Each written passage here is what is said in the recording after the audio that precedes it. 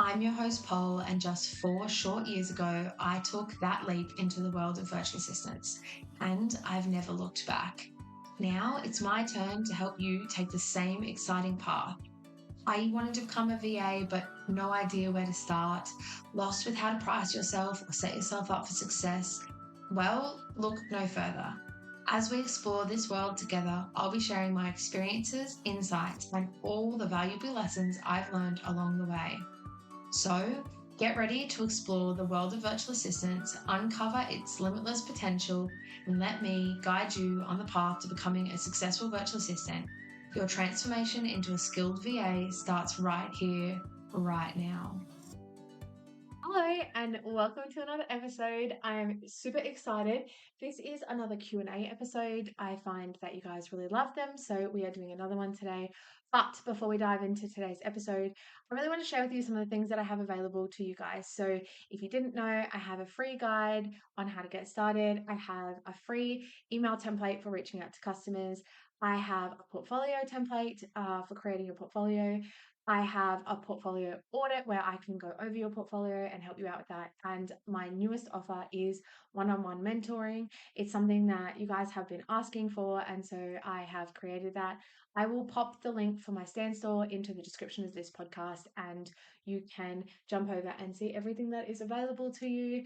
And on the same token, if you didn't know, I have a Facebook group for new virtual assistants where I am building a community for virtual assistants to come in, create connections, have conversations, and learn together. So, just so you know, all of those things are available to you. So, let's dive in to today's very first question.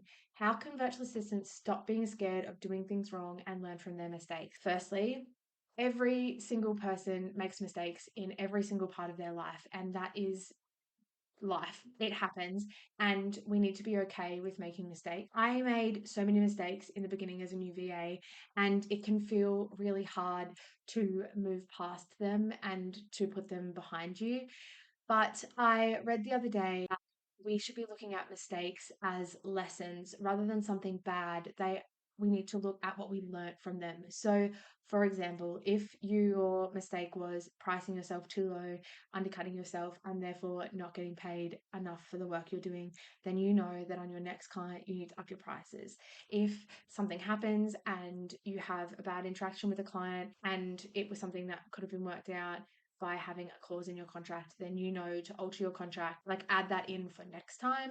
So we should really be looking at our mistakes as lessons and learn from them. Secondly, every single business owner started from ground zero, and so they understand that we are not going to get it right every single time. We need to really think about our clients as people who have been where we are in growing their business, learning along the way. And it's really important that we see them in this light, and it will really help you to feel like you can make mistakes. Sometimes we make mistakes and there's consequences. That's part of life. But we need to move past this constant having to be perfect all the time mindset that a lot of new VAs get into. The second question is, in what ways can virtual assistants showcase their portfolio and demonstrate the value they bring to their potential clients? Now, if you haven't, go back and listen to episode 11. In episode 11, I cover what a portfolio is, why you need one, and what to include. I personally feel the best way to showcase your portfolio is to send it out in the first email that you send to customers, whether they have reached out to you or you are reaching out to them. Just include your portfolio.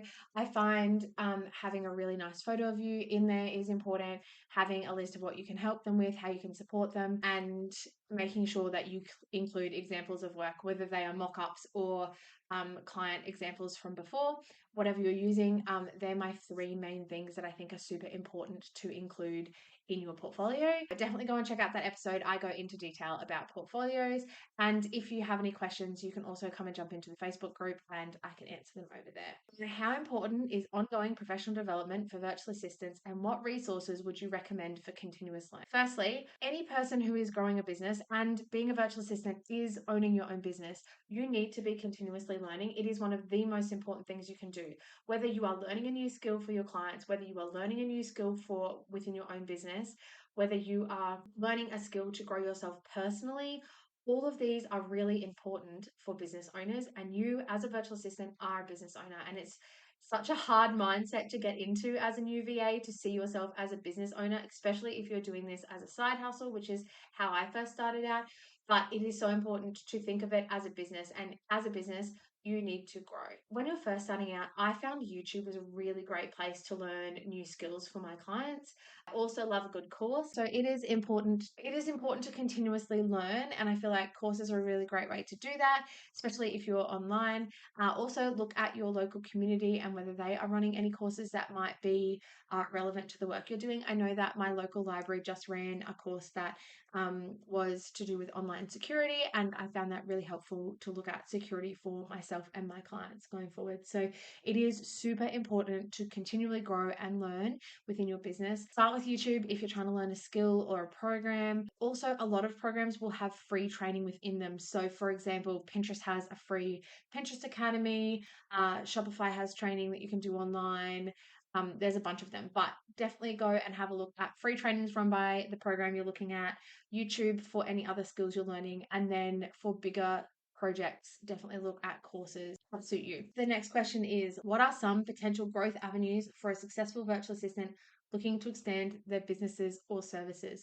Firstly, go back and listen to episode 17 of the podcast. I chat with Mel. She built her business from being a single VA to being an agency. So she hires VAs underneath her. That is definitely one way that you can grow as a virtual assistant if you're wanting to extend your business, if you're booked out. And then there's also specializing, which I think is one of the best things you can do if you are not wanting to look into working with people underneath you, is specializing. That is finding a program or a service and becoming the best of the best at it. Some places that I've seen people specialize is podcasting. I've seen people specialize in Pinterest. I've seen people specialize in specific programs like Kartra, Kajabi. There's some other ones as well.